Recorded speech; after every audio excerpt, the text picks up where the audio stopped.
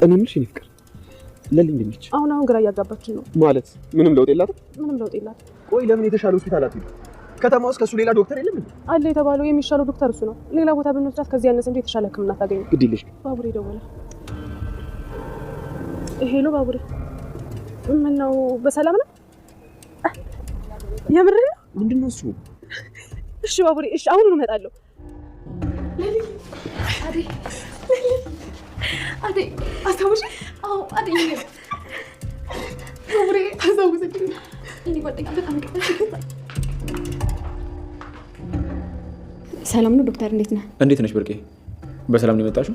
አይ ምን ነው ችግር አለ እንዴ? ስለ አደይና ስለ ዳኒ የምነግርህ ነገር አለ። ስለ እነሱ ምን? ዳኒ ካንተ የሚሸሸው አደይን ላለማጋለጥ ነው። እንዴት? አደይ ሆስፒታል ውስጥ ያሉ መድኃኒቶችን እየቀየረች ታወጣ ነበር። ምን? አዎ ዶክተር፣ አደይ እንደዛ እያደረገች ነበር። የሚገርም ነው። እንዴት እንደዚህ ታደርጋለች? ሁሉም ነገር በቤዛና በዳኒ ተሳበበ እንጂ ያደረገችው አደይ ናት። አታረገውም።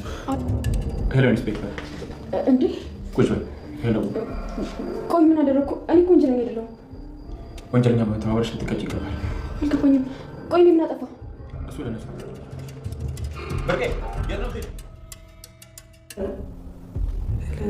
ሄሎ ባርች፣ አንተ ጠፍተህ ነው? ባቡሬ ነው እሱ ኮለ ጣቢያ ውስጥ ያጠፍተህ ነው? ማዞር የሌለ ተጨንቃላለች። ና ይኸውልሽ እዚህ ቤት እስካለች ድረስ እኔ መናገርም ሆነ ጮክ ብለሽ ማውራት አትችይም። ተግባባን? እሺ ገጀራው ቁጭ በይ። የት ነው የምትሄጂው? እንዴ በቃ ልሂድ። ጨረስኩ አይደል? መሄድ አትችይም። እንዴ አቢ አለ እንዴ? የለም። ምን ነው ፈለግከው? አልፈለኩም እንዴ እኔ ምንስ ይሰራችሁ ነው? አንተ ትሰራለህ? ምንም እግረ መንገዴን በዚህ እኮ ሳልፍ ሰላም ልበላችሁ ብዬ ነው። አቤ ከታቱ ጋር ምን ሰሩ ነበር? ከማን? ይንድ ይሄን ቆንጆ ቆያችሁ እኮ በሰላም ነው? ይገርማችኋል። ይሄ ወንድማችን በጣም ስለተደሰተ ፕሮግራም ካላዘጋጀው እያለ። ይሄ ምን ፕሮግራም? ይሄን ቆንጆ ምንድነው እሱ? ቤኪ ይኸውልሽ ደህና ስለሆንሽ በጣም ደስ ብሎኛል። ይሄን ቀን በጉጉት ጠብቀው ነበር። ቤኪ ምን ነው ደስ አላለሽም እንዴ? እኔ እኮ የካንሰር ታማሚ ነኝ። ለልዬ ሁሉንም ነገር በረሳሽበት ጊዜ እኮ ዶክተር ኤላ መስሎሽ እያንዳንዱን ህክምናሽን በሚገባ አድርገሻል። እና ምን ተፈጠረ? የካንሰር በሽታው መጠኑ እየቀነሰ ስለመጣ አሁን ጥሩ ሁኔታ ላይ ትገኛለሽ ብሏል። ይሻለው ባንቺ ቀልድ አላገኘኝ ፍቅር። ካወራ ይበቃል። ወሬ ብቻ አይደለም ልቤን ከፍቼ ባሳይሽ ስምሽ ስንት ቦታ ነጻ ፈታኝ ነበር። ዳኒ እባክህ አታስቀኝ። ይልቅ ሌላ ችግር አትሆንብኝ። እቤት ስሄድ ገና ስንት ነገር ይጠብቀኛል።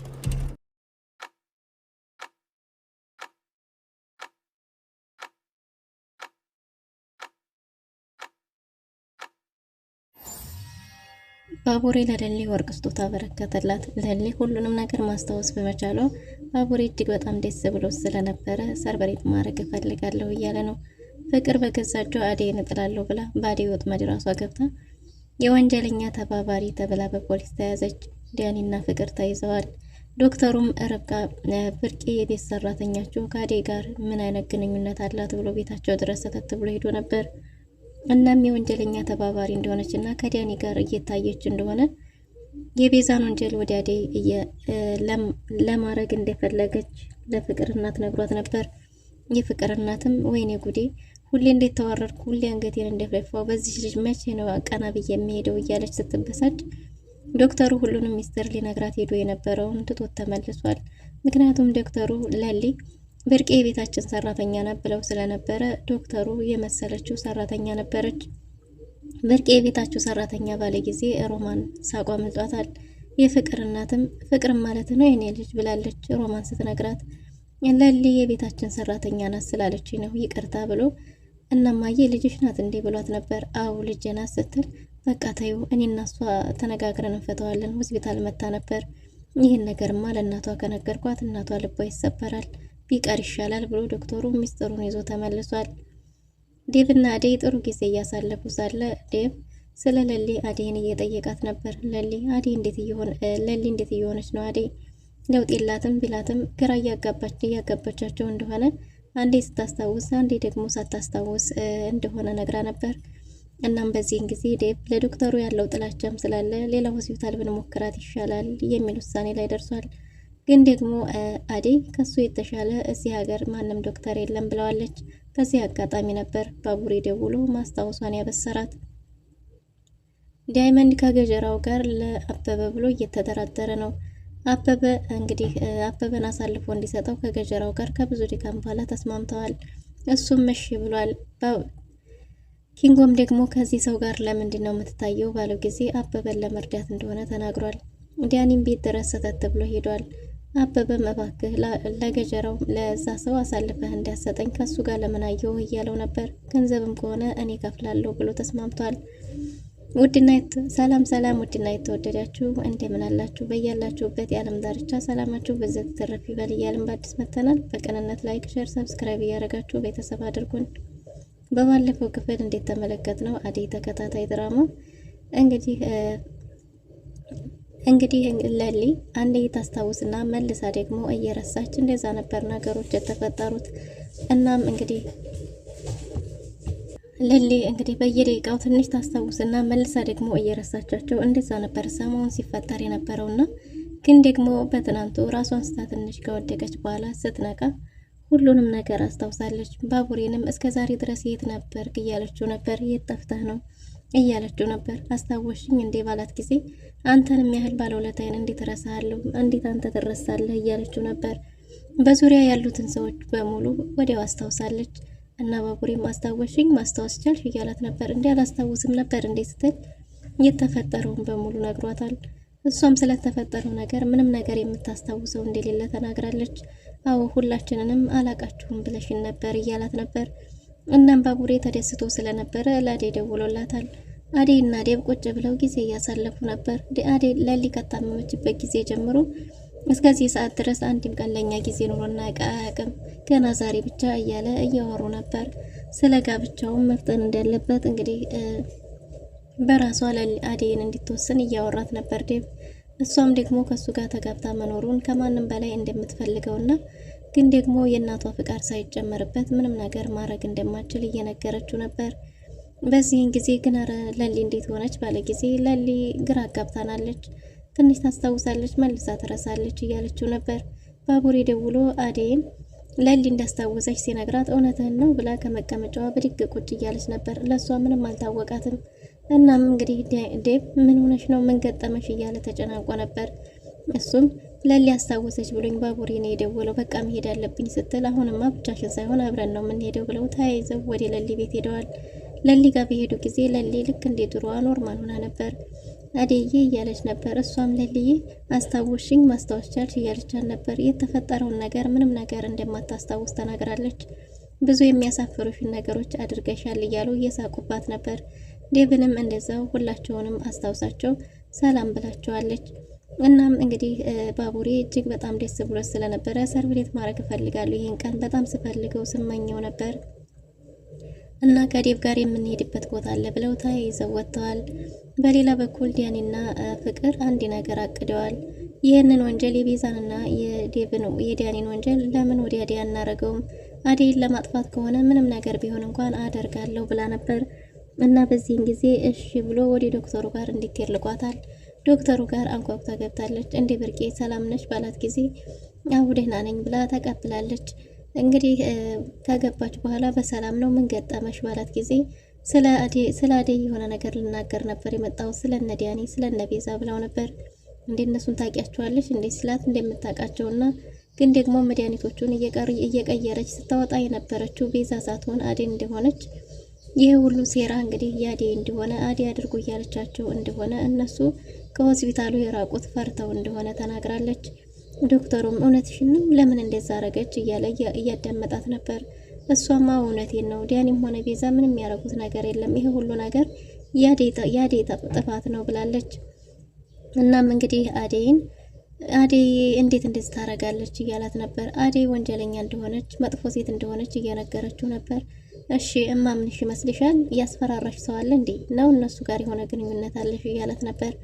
ማንም ሰው ያስፈራራት ሰው እንደሌለ ተናግራ እውነቱን የት ነው መናገር ያለብኝ? እውነቱን ለመናገር ነው የመጣሁት። ፖሊስ ጣቢያ ሄጄ ልናገር እንዴ እያለች ነበር። እንደዛማ እንድታረጊ አልፈቅድልሽም ብሏት ዶክተሩ ለሳጅኑ ደውሏል። ሄሎ ሳጅን ባለ ጊዜ የምትይዘው የምትለቀው ጠፍቷታል። ፍቅር ብድግ ቁጭ እያለች ነው። እንዴ የት ሄጃለች? ቁጭ በይ ብርቄ እያላት ነበር። ሩጣ አምልጣ እንግዲህ ወደ ዲያኒ ዘንድ ሄዳለች። ዶክተሩም ለሳጅኑ ደውሎ ሁሉንም ነገር አሳውቆታል። እሷም እየሮጠች ዲያኒ ጋር ሄዳ እና አንተ ተረገም ከአንተ ክፉ እንዴት ወንጀላችሁ እንዲህ የከበደ እንደሆነ ለምን አልነገርከኝም? ዶክተሩ ሊያምርኝ አልቻለም፣ እንዲሁም ሊያሳስረኝ ነበር እያለች እያወራችው ነበር። እሱም እንዴ መጀመሪያውኑ አንቺ ራስሽ ወደሽ አይደል እንደ የገባሽው ማረግ ፈልገሽ እኮ ነው እያላት ነበር። እሷም እኔ ይሄን ያህል ወንጀላችሁ የከፋ መሆኑን መች አወቅኩኝ? አሁን ቤት ድረስ ይሄዳሉ። የኔ ጉዴ ተዋረድኩ፣ አዋረድከኝ፣ አንተ ነህ ያዋረድከኝ እያለች ነበር። ዲያኒም እንግዲህ ውርደትም እንኳን ቢሆን ራሷ ወዳ ፈቅዳ የተዋረደችው እንጂ ማንም ሰው እንዳላዋረዳት ነግሯታል። ማለት ራሷ ወዳ ፈቅዳ አዴን ለመጣል ራስሽ አይደለሽ እንዴና ሀሳብ ያመጣሽው ብሏታል። እኔ እንደዚህ ወንጀሉን መክበዱን መች አወቅኩኝ እያለች እየተጨቃጨቀች ነበር። ዲያኒም ምንም ነገር ቢፈጠር ብቻዋን እንደማይተዋት እየነገራት እንግዲህ እዛው ቁመው ነበር። ታዲያ ምንድነው አሁን ማድረግ ያለብን እያሉ ዶክተሩም ሰተት ብሎ እነ ፍቅር ቤት ሄዷል። በሩን ባንኳኳ ጊዜ አሹ በሩን ሲከፍት ዶክተሩ ነበር። አንተን የመሰልክ የተከበረ ዶክተር እኛ ቤት ድረስ መጣልን። እዚህ ቤት አንተን የመሰለ ዶክተር መጥቶ አያውቅም እያለ ነበር እና አሹ እንዴት እንደሆነ ሲነግረው አሹ በጣም እንዴት ተሻለውና አሁን ደህነኛ እንደሆነ ተናግሯል። እና እትዬን ትጠራልኝ ባለው ጊዜ ብርቄን ጠይቆት ነበር። ብርቄ ከዲያኒ ጓደኛ እንደሆነች አሹ ነግሮታል። እናም እንግዲህ አሁን በዚህ ሰዓት እሷ ቤት ውስጥ አትኖርም፣ እትዬ ግን አሉ ባለ ጊዜ እሺ እሳቸውን ጥራልኝ ብሎት ነበር። እንዴ አንተን የመሰልክ የተከበርክ ሰው ማመጣ በውጭ አትመለስም፣ ወደ ቤት ግባ ብሎ ቤት አስገብቶታል። ቤት በገባ ጊዜ የዶክተሩ ቤት ድረስ መሄድ ግራ ያጋባቸው ይመስላሉ። እናም የፍቅር እናት ተቀብለዋለች። ዶክተሩም ቁጭ ባለ ጊዜ እንግዲህ ብርቄ የታለች እያለ ነበር። ብርቄ ማናት ሲል ፍቅር ማለቱ ነው ትይ ብላ ሩማን እየሳቀች ነበር። ፍቅርን ነው እንዴ? ፍቅር የኔ ልጅ ነው እንዴ እያለች ነበር። እሺ ብርቄ የቤት ሰራተኛችን ስላለች ነው ለሊ ይቅርታ ካለ በኋላ እሷ ከነ አዴና ከነ ለሊ ጋር የግል ጉዳይ ጸብ ምናምን አላት እንዴ እያለ ነበር። እንዴት ማለት ደግሞ ይችን ልጅ ምን አድርጋ ይሆን? እኔ በሷ ሁሌ እንደተሸማቀቅኩና እንዴት ተዋረድኩ አንገቴን እንደደፋሁ እያለች ነበር። እናሱም በዚህን ጊዜ ለወንጀለኛ ተባባሪ ልትሆን ፖሊስ ጣቢያ ምንድነው ሆስፒታል ድረስ እንደመጣች ሆስፒታል ድረስ ማስተባበያ ልትሰጥ እንደሄደች ተናግሯል። የቤዛንና የዲያኒን ወንጀል ለባዴ ለማሳበብ ሆስፒታል ድረስ መጣ ነበር እና የግል ጉዳይ ጸብ ምናምን ይኖራቸዋል ብሎ ጠይቆ ነበር። የፍቅር እናትም አረ ምንም እንደዛ የሚባል ነገር የለም፣ እንደው ምን አጥፍታ ይሆን? አይ ውርዴት፣ ሁሌ እንዴት ተዋረድኩ በሷ እያለች ስትጨናነቅ፣ እንዴ ይችማ እናት ከሆነችማ ለእናቷ እንዴት ብዬ እናገራለሁ? ዝም ብል ይሻላል ብሎ ብቻውን ካሰበ በኋላ ትጨናነቃለች። እናቱና ይሄን ነገር መቋቋም አችልም፣ ጭንቀት ደግሞ ለሌላ በሽታ ይዳርጋል ብሎ በቃ እኔና እሷ ተገናኝተን እንፈተዋለን፣ ቀላል ነው፣ እኛ ራሳችን መነጋገር እንችላለን፣ በቃ ሰላም ዋሉ ብሎ ቤቱን ለቆ ወጥቷል። እባክህ ንገረኝ ምንድነው ያደረገችው እያለች ነበር የፍቅር እናት። ግን ደግሞ ዶክተሩ አይ እኔና እሷ ቀላል ችግር ስለሆነ ተነጋግረን መፍታት እንችላለን ብሎ ቤቱን ለቆ ሄዷል። በሌላ በኩል ዳይመንድ አበበ ስለተጨናነቀና አበበን የሚከታተለው ገጀራው እንደሆነ ሲነግረው ገጀራው ጋር ለመደራደር ሂዷል። እንግዲህ ዳይመንድ ገጀራውን አግኝቶት ከሱ ጋር ስራ መስራት እንደሚፈልግ በጠየቀው ጊዜ እንዴ አንተና ቅምጥል ባቡሬ ሆናችሁ የሰራችሁኝን ስራ የረሳው መስሎ ነው? በጭራሽ አልረሳሁትም ብሎት ነበር። ግን ደግሞ ዳይመንድ ስራውን ፈልጎት እንደሆነ የመጣው ተናግሯል። ናም ገጀራው ዳይመንድን ለሊን አሳልፎ ከሰጠው ምንም ነገር አብረው መስራት እንደሚችሉ ተነጋግረው ነበር። ዳይመንድም ለሊ በቅርቡ መሞታ ስለማይቀር ስለታመመች ለሊ ላይ ጊዜህን ባታበክም መልካም ነው ሌላ ብሎታል። እንደዛ ከሆነ አበበን ፈልገህ አምጣልኝ፣ አበበን አሳልፈህ ከሰጠኸኝ ከዛ በኋላ ተማምነን ስራችንን መስራት እንችላለን። ግን ደግሞ እክደዋለሁ ካልክ ውርዴ ከራሴ ብሎ አስጠንቅቆታል። ዳይመንድም እኔ በጭራሽ እንደዛ አላሰብኩም እያለ ነው። እናም እንግዲህ በዚህን ጊዜ ኪንጎ ከኋላ ተከታትሎ መጥቶ ከዚህ ልጅ ጋር ምን እየሰራህ ነው ብሎ አስጨንቆ ጠይቆት ነበር። ዳይመንድም የአበበን ጉዳይ ታውቃለህ፣ አበበን የሚከታተለው እሱ ነው እና ስለዚህ እሱን ለማጣራት ነው ቀርቤ አበበን ለመጠበቅ ነው እንጂ ሌላ ከሱ ጋር ምን ይሰራል ብለህ ነው እያለ ነበር። እንደሱ ቢሆን ይሻልሃል አለዛ ከዚህ ልጅ ጋር እያለ ኪንጎ ማስጠንቅቆታል። ባቡሬ ገጀራው እንግዲህ የአበበ የአባቱ ጠላቶች አዲስ አበባ እንዳልመጡና ግን ደግሞ ለሱ በጣም ከበድ ያለ ገንዘብ እንደሚከፍሉት ተናግሯል። እናም ይሄ ገንዘብ ሊያመልጠው እንደማይፈልግ ይህን ስራ ግዴታ መስራት እንዳለበት ተናግሯል ማለት ነው ገጀራው። እና ዳይመንድን በሀሳቡ ተስማምቶ እሺ ብሎ ሄዷል።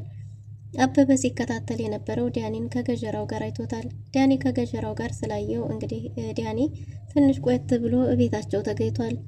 አበበ መስሏት ግብ አበበ እያለች ሳለ ዳኒ ነበር የኔ ድንብላል አለሽልኝ አበበ የለም እንደ እያላት ነበር። እሷም እንደሌለ እንዴት እየተናገረች ሳለ አበበ ወዲያው ተከትሏቸው ገብቷል። አንተ ደግሞ እዚህ ምን ታረጋለህ? ከዛ ሰውዬ ጋር ምን ታረጋለህ? እያለው ነበር። እሱ ምንም እያደረገ እንዳልሆነ ተናግሯል። እናም እንግዲህ ያ ሰው የነሱ ጠላት እንደሆነ ተናግሮ አበበ እባክህ ለሱ ሰው አሳልፈን እንደሰጠን ገንዘብ ከሆነ እከፍልሃለሁ እሰጥሃለሁ እያለው ነው። ቤዛ ስላለችኝ ነው እንጂ አለዛ አሳልፌ ልሰጥህ ብላችል ነበር። እኔ እናንተን መጉዳት ብፈልግ ለኔ እኮ ቀላል ነው እስከዛሬ ድረስ እያለ ነው ዳኒ። ግን ደግሞ በገንዘቡ ተደራድረዋል እና ታዲያ ቤዛን ገንዘብ አስገባልሻለሁ ብለህ እስካሁን መቼ አስገባህላት እያለው ነበር። እናም እንግዲህ ዳኒ አበበም ሲስተም ስለማይሰራና ስልኳ ስለማይሰራ ስለነበር ነው እንጂ አሁን ነው አስገባላታለሁ እያለ ነው። በሌላ በኩል ቤዛ የገጀራው እስረኛ ሆናለች። ገጀራው የሚያዛትን ብቻ መስራት እንጂ እሱን ቀጥ ብላ ማየትም ሆነ መናገር እንደማችል አስጠንቅቆ ነግሯታል።